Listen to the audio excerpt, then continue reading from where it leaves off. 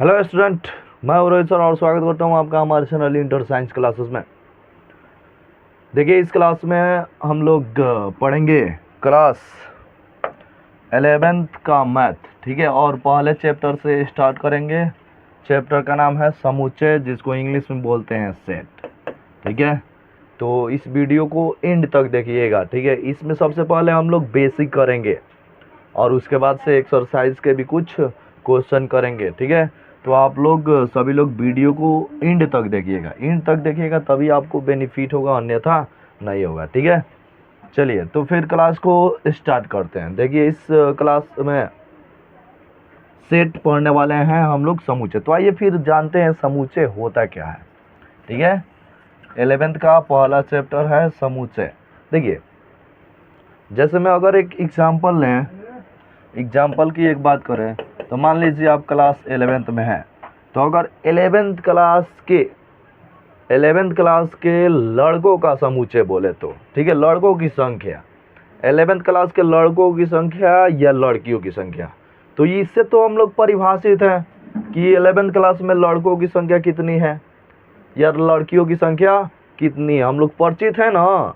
तो इसी को कहते हैं समुच्चय, यानी सुपरिभाषित वस्तुओं के समूह को ही समुच्चय कहा जाता है। सुपरिभाषित वस्तुओं के समूह को समुच्चय कहा जाता है, सेट कहा जाता है, ठीक है।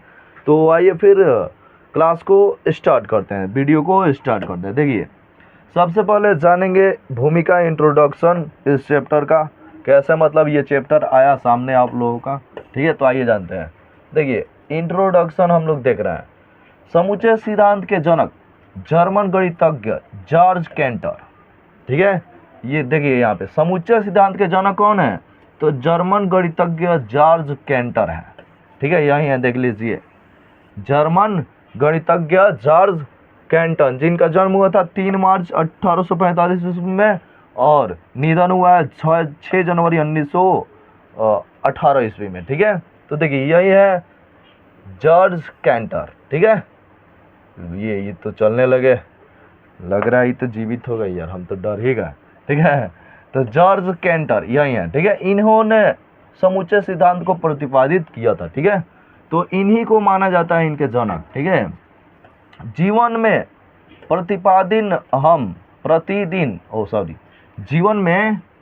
प्रतिदिन हम विशेष प्रकार के समूह, झुंड, टीम आदि की चर्चा करते हैं। हम लोग प्रतिदिन कोई ना कोई समूह के बारे में चर्चा करते रहते हैं, क्रिकेट वाला समूह या कोई भी समूह, ठीक है, की चर्चा करते हैं, झुंड, भीड़ की चर्चा करते रहते हैं। गणित में भी यह विद्यमान है, ठीक है। ये जो समूह की चर्चा हम लोग करते हैं प्रतिदिन दैनिक जीवन में, ये गणित में भी विद्यमान है, ठीक है। उसी को तो पढ़ना है इसमें हम लोगों को। चलिए, अब आइए यहाँ पे थोड़ा इनके बारे में जान लें, जॉर्ज कैंटर के बारे में। देखिए, 3 मार्च 1845 ईस्वी, 6 जनवरी 1948 ईस्वी, जॉर्ज कैंटर का त्रिकोणमिति श्रेणी के अध्ययन के दौरान समुच्चय से सर्वप्रथम परिचय हुआ, ठीक है। त्रिकोणमिति श्रेणी के अध्ययन के दौरान समुच्चय से परिचय हुआ था, ठीक है। इनको समुच्चय की संकल्पना गणित की सभी शाखाओं में आधारभूत है। समुच्चय की संकल्पना गणित की सभी शाखाओं में आधारभूत है। संबंध एवं फलनों, ठीक है, संबंध एवं फलन, आप लोग चैप्टर का नाम सुने हैं ना, 12th में जाइएगा तो पढ़िएगा। अनुक्रमों, ठीक है, अनुक्रम ये 11th में ये, ज्यामिति, ठीक है, प्रायिकता सिद्धांत, ये तो सभी क्लास में होता है, प्रायिकता, ठीक है, इत्यादि में इसका महत्व प्रतिपादित हो चुका है। किसका, तो समुच्चय सिद्धांत का, ठीक है। अब आइए, समुच्चय होता क्या है, इसी को हम लोग जानते हैं। तो आप लोगों को पहले ही बता दिए हैं कि सुपरिभाषित वस्तुओं के समूह को समुच्चय कहते हैं। सुपरिभाषित वस्तुओं के समूह को समुच्चय कहते हैं। तो आइए, यहाँ पे एग्जाम्पल भी दिया और समझते हैं हम लोग। देखिए, यहाँ पे समुच्चय सेट, निम्न समूहों के बारे में विचार करें। यहाँ पे जो समूह दिया है, निम्न यानी नीचे जो समूह दिया, इसी पे हम लोगों को विचार करना है। देखिए, 1 नंबर दिया अंग्रेजी वर्णमाला के स्वर। तो अंग्रेजी वर्णमाला के स्वर कितने होते हैं, 5 होते हैं। इसे तो हम लोग परिचित है ना।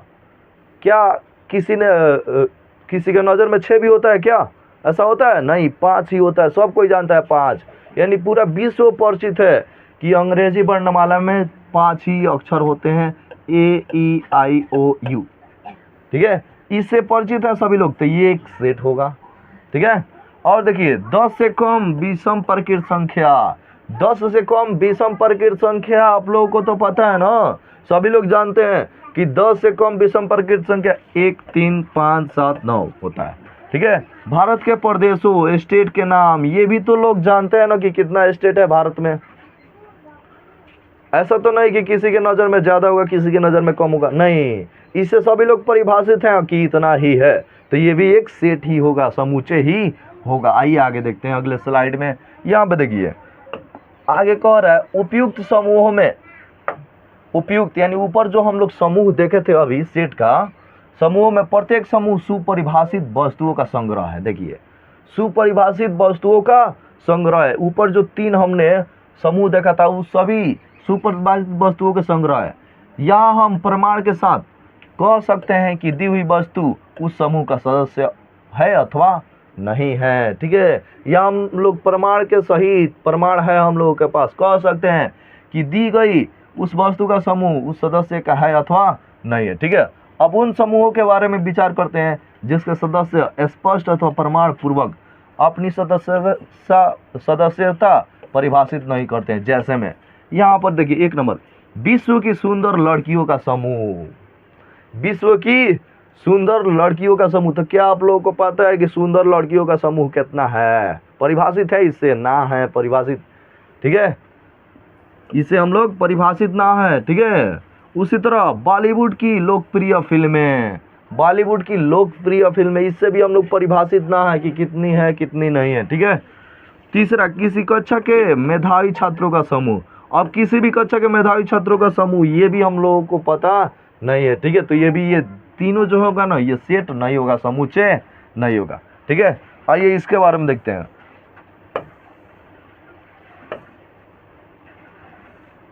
हाँ चलिए, उपयुक्त उदाहरणों में प्रत्येक व्यक्ति का अभिमत भिन्न भिन्न हो सकता है।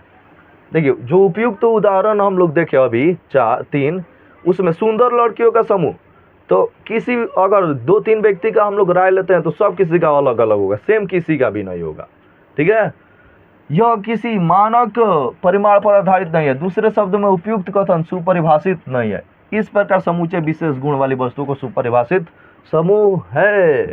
ठीक है, जैसे मैं अगर और एक एग्जांपल ले, ठीक है, मान लीजिए आपका फेवरेट हीरो कौन है, तो सब किसी का तो सेम नहीं है, अलग अलग है, तो ये भी समूचे नहीं हो सकता है। ठीक है, चलिए आगे देखिए, समुच्चयों का निरूपण, रिप्रेजेंटेशन ऑफ सेट। समुच्चय का निरूपण कैसे किया जाता है? तो समुच्चय का तो परिभाषा आप लोग समझ गए, सुपरिभाषित वस्तुओं के संग्रह को समुच्चय कहते हैं। ठीक है, अब उसको कैसे सूचित किया जाता है, निरूपण उसका कैसे किया जाता है, इसी को हम लोगों को देखना है। तो देखिए सबसे पहले प्राय समुच्चयों को अंग्रेजी वर्णमाला के बड़े अक्षरों ABCD XY ...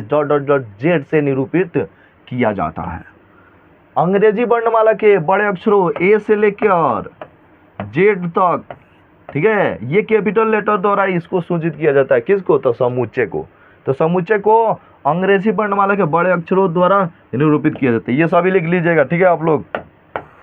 दूसरा देखिए, समुच्चय के सदस्यों की अवयव, समुच्चय के सदस्यों को अवयव कहते हैं। ठीक है, समुच्चय के जो सदस्य होते हैं उसको अवयव कहते हैं, और इन्हें अंग्रेजी वर्णमाला के छोटे अक्षरों से प्रदर्शित किया जाता है। जैसे में ABCD, ये अंग्रेजी वर्णमाला के छोटे अक्षर से अवयव को प्रदर्शित किया जाता है, और नाम को तो अंग्रेजी वर्णमाला के बड़े अक्षर से। जैसे में कोई एग्जाम्पल लें, यहाँ पे एग्जाम्पल में हो जाएगा। यहाँ पे मान लीजिए A सेट है, ठीक है, जिसका एलिमेंट है AEIOU, ठीक है, तो ये हो गया सेट।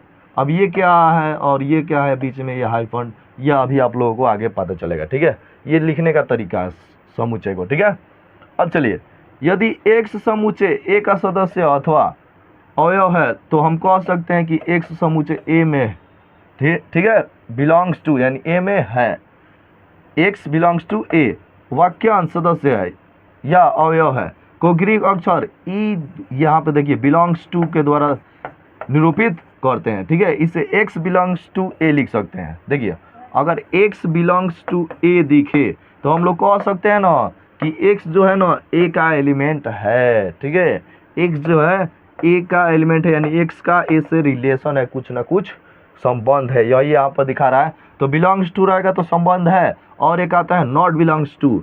तो अगर मान लीजिए ये हो तो इसका मतलब हुआ है ना कि एक्स का ए से कोई भी संबंध नहीं है, उसका एलिमेंट नहीं है। ठीक है, चलिए आगे देखिए। समुच्चय को निरूपित करने की दो विधियां हैं। ठीक है, समुच्चय को निरूपित करने का दो विधियां, पहला होता है रोस्टर या सारणी रूप, ठीक है, जिसको टैबुलर फॉर्म भी बोलते हैं, रोस्टर रूप, और दूसरा होता है समुच्चय निर्माण रूप। ठीक है, सेट बिल्डर फॉर्म। ठीक है, तो दो होता है समुच्चय को निरूपित करने की दो विधि होता है, रोस्टर रूप और समुच्चय निर्माण रूप। रोस्टर रूप में आप लोगों को ऐसे दिखेगा, ठीक है, और समुच्चय निर्माण रूप में शब्द दिखेगा आप लोगों को। ठीक है, तो आइए फिर देखते हैं रोस्टर रूप और समुच्चय निर्माण रूप। यहाँ पे आप लोगों को दिख रहा है समुच्चय का निरूपण, ये तो हम लोग देख लिए अभी। हाँ, चलिए आगे। हाँ, रोस्टर रूप में आइए, रोस्टर रूप को पहले हम लोग देखते हैं। रोस्टर रूप में समुच्चय के सभी अवयवों को सूचीबद्ध किया जाता है।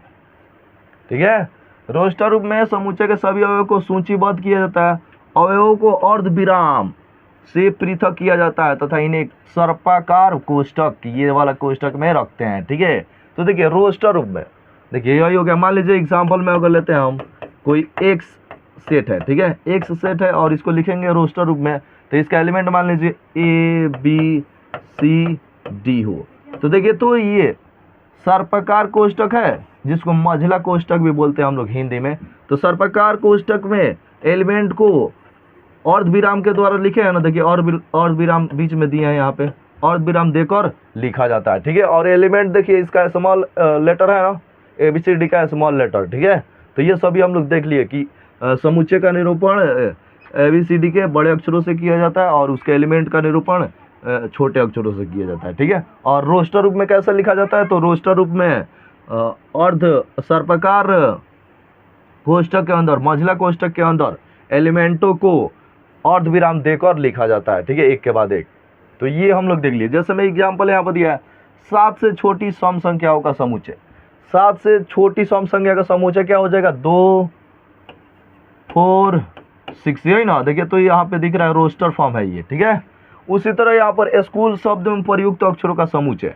तो स्कूल शब्द में प्रयुक्त अक्षरों का समुच्चय मान लेते हैं कि ए है। ठीक है, समुच्चय, और इसको लिख दीजिए यहाँ पर SCHOL। यहाँ पर देखिए डबल ओ क्यों नहीं आया, डबल ओ यहाँ पे क्यों नहीं लिखे हम, तो ध्यान रखिएगा कि ना समुच्चय में ना एक ही एलिमेंट को 2 बार नहीं लिखा जाता है। ठीक है, नोट में इसको लिख लीजिएगा, अभी नोट आगे देखने को मिलेगा भी आप लोगों को, लेकिन यहीं से याद रखिए कि समुच्चय में एक ही एलिमेंट को 2 बार नहीं लिखा जाता है। ठीक है, 2 बार नहीं लिखा जाता है, एक ही बार लिखा जाता है। ठीक है, चलिए उपयुक्त उदाहरण में ध्यान दें। समुच्चय को रोस्टर के रूप में लिखते समय किसी अवयव को सामान्यतः दोबारा नहीं लिखते हैं। यहाँ पर देखिए दे ही दिया है, समुच्चय को रोस्टर के रूप में लिखते समय किसी अवयव को दोबारा नहीं लिखते हैं। एक बार आ जाएगा वो समुच्चय में, तो उसके बाद से दोबारा नहीं आएगा। देख, जैसे मैं यहाँ पर देख रहा है ना कि वो जो है स्कूल में डबल ओ होता है, लेकिन यहाँ पे जब समुच्चय रोस्टर रूप में लिखा गया तो ये कहीं वो है। तो ये ध्यान में रखना है कि एक ही एलिमेंट को 2 बार नहीं लिखा जाता है। ठीक है, समुच्चय। बी देखिए, समुच्चय निर्माण रूप में किसी, अब चलिए समुच्चय निर्माण रूप को हम लोग देख रहे हैं यहाँ पे। तो ये देखिए, समुच्चय निर्माण रूप में किसी समुच्चय के सभी अवयवों का समान गुणधर्म होता है। ठीक है, समुच्चय निर्माण रूप में किसी समुच्चय के सभी अवयवों का समान गुणधर्म होता है। जितना भी अवयव होंगे समुच्चय निर्माण रूप में, वो सभी के समान गुणधर्म होंगे, तभी जाके समुच्चय निर्माण रूप में उनको लिख पाएंगे हम लोग। ठीक है, तो समान गुणधर्म होता है, समुच्चय से बाहर के अवयव में नहीं होता है और समुच्चय से बाहर के अवयव में नहीं होता है। यदि एक समुच्चय, ठीक है, और इसका एलिमेंट है AEIOU पर विचार करें तो इसे निर्माण रूप में इस प्रकार लिखते हैं। ठीक है, समुच्चय निर्माण रूप में ये देखिए, ये तो रोस्टर फॉर्म में है, रोस्टर फॉर्म।